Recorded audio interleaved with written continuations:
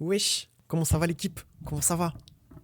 Plus jamais je fais ça. Bienvenue dans cette vidéo de 3D de workflow. Je suis très content de vous montrer mon travail là, parce que on a du projet qui claque, on a du projet qui est intéressant à montrer, on a du projet qui touche à beaucoup de logiciels, donc on va direct partir là-dedans. Donc pour ce projet, en fait, j'ai voulu refaire une scène d'un manga que j'apprécie beaucoup, un manga qui s'appelle Blame, avec un point d'exclamation, attention. C'est un manga qui a été publié par Tsutomu Nihei en 98, enfin ça a commencé à être publié en 98. C'est un manga qui parle de monde cyberpunk, de méga structure, de code génétique, de post-apocalypse. Donc voilà, c'est un manga qui a une esthétique qui est très stylé, qui est très inspiré des mouvements brutalistes qu'on peut voir dans Control par exemple, où on a vraiment des environnements gigantesques. Moi je m'arrête de vous en parler. Si vous voulez en savoir plus sur l'univers, je vous laisse aller voir la vidéo de Alt 236 qui est du pur génie. Voilà, c'est comme ça que j'ai découvert le manga il y a quelques années, donc je ne peux que vous conseiller sa vidéo, c'est absolument passionnant. Foncez, vraiment foncez. Du coup on commence avec notre page de ref pour vous montrer l'environnement en particulier que je voulais refaire. C'était celui-ci en fait. Je tenais à ce qu'on est en fait l'essence du manga. Il y a beaucoup de trucs à retenir dans cette image. Il y a notamment les deux personnages qui sont là, les méga structures avec leurs entrailles et des Raymanta qui volent. Du coup j'avais besoin d'autres pages de rêve. J'ai pris des rêves couleurs de mes propres bouquins parce que j'avais besoin de références couleurs.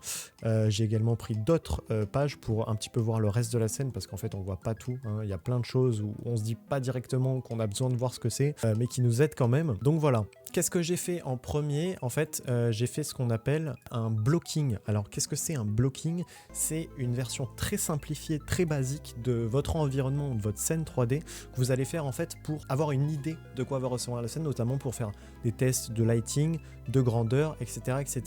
Donc voilà, là j'ai fait une scène très sommaire où j'avais fait un premier rendu un petit peu pour me rendre compte de la grandeur de la chose et surtout arriver à garder l'espèce de même angle dans la caméra. Tout de suite après, qu'est-ce que j'ai fait? En fait, j'ai voulu faire d'autres tests sur Unreal Engine. Unreal Engine, c'est un moteur de jeu, en fait. La différence de Maya, ça va nous calculer ce qu'on voit en temps réel et non pas en précalculé. C'est-à-dire qu'on va pas avoir besoin de faire de rendu, à la différence de Maya, qui va être très long pour un plan de ce genre. Unreal, ça me permet de faire des tests de lumière plus avancés et notamment du placement, rajouter quelques props. Les props, c'est les objets qu'il y a dans notre scène. Donc ça, c'est des props que j'ai récupérés dans un site qui s'appelle Fab. C'est donc un marché d'assets, de textures, de panneaux, et c'est là où en fait je vais récupérer quelques assets parce qu'en fait je vais pas tout faire dans ma scène. Je vais récupérer des choses qui sont déjà faites parce que le but en fait c'est surtout de faire une jolie scène. Donc voilà, une fois que j'avais fait mes tests sur Unreal, qu'est-ce que j'ai fait? Je suis reparti sur Maya, mon logiciel de 3D, pour faire cette fois une modée finale. Je me suis pas embêté sur le nombre de polygones parce qu'en fait on voit c'est des structures simples.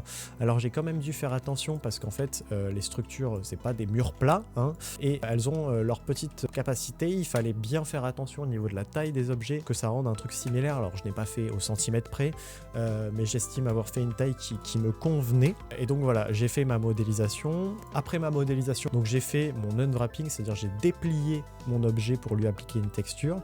J'ai fait ça pour tous mes modèles et je les ai tous exportés. Là, Maya, c'est terminé, j'y touche plus et je vais passer dans mon logiciel de texturing. Donc voilà, vous pouvez voir dans mon logiciel de texturing ce que j'ai pu faire. J'ai opéré sur différents modèles à la fois.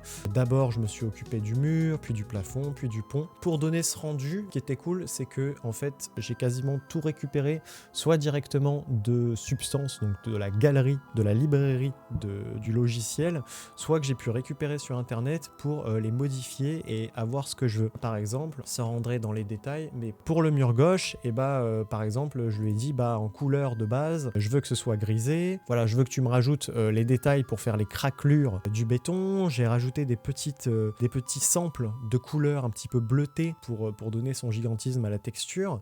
J'ai récupéré des décalcos de circuits imprimés en fait que j'ai agrandis et que j'ai appliqué aléatoirement grâce à diverses éditions de masques sur ma texture. Ça va me permettre de parler des masques noirs. J'en avais pas parlé la dernière fois, mais en fait le principe d'un masque, les masques noirs en fait c'est l'affichage, c'est l'alpha, on appelle ça une alpha, en fait c'est l'affichage ou non de votre texture, son opacité plus précisément. Vous voyez que là où c'est blanc en fait ma texture sera affichée et là où c'est noir, pas du tout. Et c'est plus ou moins comment j'ai fonctionné pour toutes les différentes strates de ma texture. Par exemple, à l'intérieur, j'ai mis du détail parce que je savais que dans mes références, j'avais des objets un petit peu informatiques. Ce qui est compliqué avec Blame, c'est qu'on a beaucoup d'images qui sont très suggérées en fait. Comme c'est gigantesque et que c'est très loin de nous, c'est dur de savoir à quoi sert quoi. Mais c'est pas forcément parce que c'est des trucs informatiques qu'il faut que j'utilise des textures qui ressemblent à de l'informatique. Par exemple, pour le creux ici de cette texture, j'ai utilisé une peau de caméléon.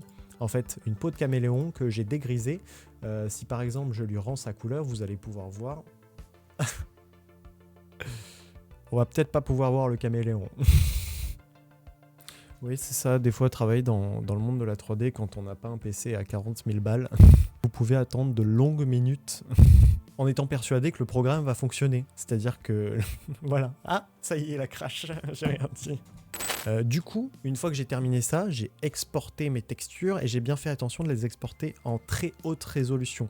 Le but d'avoir une très haute résolution, c'est que justement, comme on est sur des gros modèles qui font dans le moteur plusieurs kilomètres de long, on a une texture qui soit pas trop étalée, trop floue. Donc une fois que j'avais terminé ce que j'avais à faire avec mes textures, j'ai recréé un niveau dans Unreal où cette fois j'ai importé tous mes modèles. Là on a la scène dans l'état actuel, mais ce que j'ai fait, c'est que j'ai pas seulement importé mes modèles, j'en ai importé d'autres, notamment ce que vous pouvez voir sur le côté. Ça par exemple, c'est un asset que j'ai récupéré de ce qu'on a parlé tout à l'heure, ces trucs.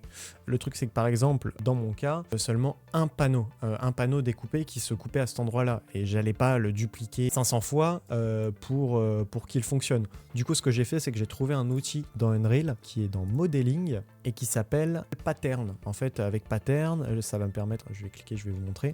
Par exemple, avec ça, voilà, avec Pattern, je vais pouvoir dupliquer mon objet et choisir comment il s'étire.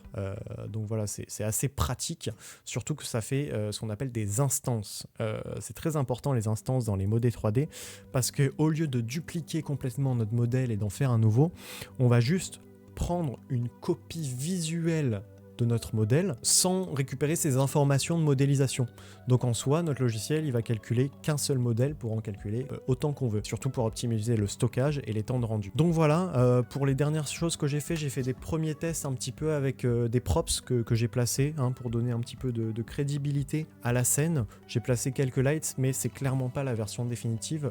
Là, c'est bon, j'ai ma scène qui est prête. Donc dans la prochaine vidéo, on pourra voir la version finale avec tous les détails. Donc voilà, j'espère que ça vous a plu, que ce projet vous intéresse autant qu'à moi. Personnellement, c'est vraiment un plaisir de bosser sur un projet comme ça.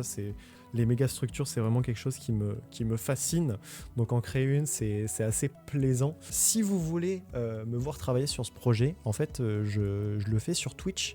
Donc vous pouvez totalement me suivre sur Twitch pendant que je fais ça. En général, je stream le mardi, le mercredi et le jeudi dans l'après-midi ou le soir. Ça peut dépendre. Voilà, donc si ça vous intéresse, tout simplement, allez y jeter un coup d'œil. Merci d'avoir regardé cette vidéo. Je vais vous laisser avec quelques rendus un petit peu stylés que j'ai pu faire. Et moi, je vous dis à la prochaine. À plus. Bye bye. Des bisous.